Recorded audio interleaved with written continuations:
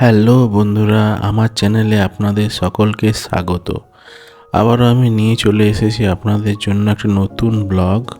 আজকে আমরা চলে এসেছি উত্তরবঙ্গের জলপাইগুড়ির ডুয়ার্স অঞ্চলের 7টি ভিউ পয়েন্ট দেখার জন্য।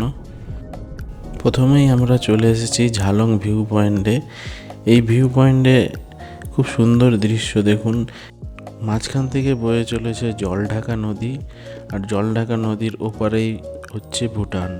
এই যে দেখুন কত সুন্দর সুন্দর বিল্ডিংগুলো দেখা যাচ্ছে। ডুয়ার্স মানেই পাহাড়, নদী, চা বাগান যেন একসঙ্গে মিশে গেছে প্রকৃতির কোলে। এরপরে আমরা চলে এসেছি জলঢাকা নদীর ভিউ পয়েন্টে, যেখান থেকে আমরা ভুটানকে খুবই কাছ থেকে দেখতে পাবো। এই যে দেখতে পাচ্ছেন পাহাড়গুলো, এগুলোই হচ্ছে ভুটান অঞ্চলে। আর এই জলঢাকা নদী এখন খুবই শান্ত শীতকালে, কিন্তু বর্ষাকালে এই নদী ফুলে ফেপে ভয়ানক আকৃতি ধারণ করবে। এখন কত শান্ত নদী।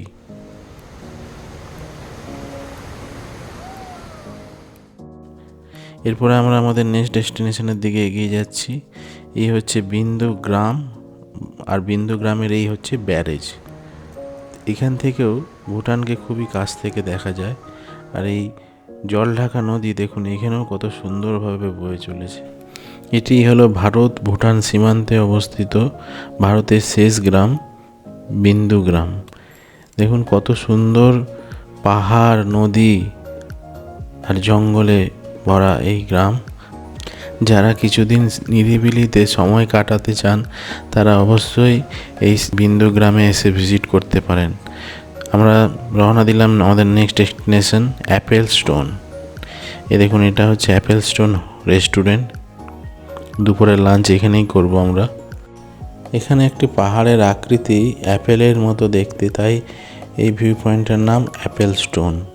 এখান পাশ থেকে একটা খুব সুন্দর ঝর্ণা বয়ে চলেছে। এখানে আপনারা ছবি ও ভিডিও তুলতে পারবেন, খুবই ভালো আসবে এখানে ভিডিও ছবি, কেন পেছনে খুব সুন্দর একটা পাহাড় আর এই খুব সুন্দর একটা ঝর্ণা বয়ে চলেছে। তো আমাদের এই অ্যাপেল ভিউ পয়েন্ট দেখার পরে কিছু ফটো ক্লিক করার পরে আমরা চলে এসেছি এর পাশেই অ্যাপেল স্টোন রেস্টুরেন্টে। এখানে আমরা বাঙালি থালি কিছু অর্ডার করেছিলাম, মাছের থালি। তো আমাদের লাঞ্চটা এখানেই সেরে নেব। দেখুন খুব সুন্দর পুরো বাঙালি থালি কাঁসার থালাতে সাজিয়ে দিয়েছে।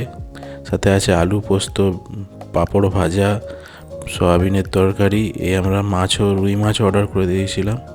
খাওয়া দাওয়া পালা সারার পরে আমরা এখানে যাওয়ার পথে একটা লেবু গাছ দেখতে পেয়েছিলাম, তো লেবু গাছটা দেখছিলাম।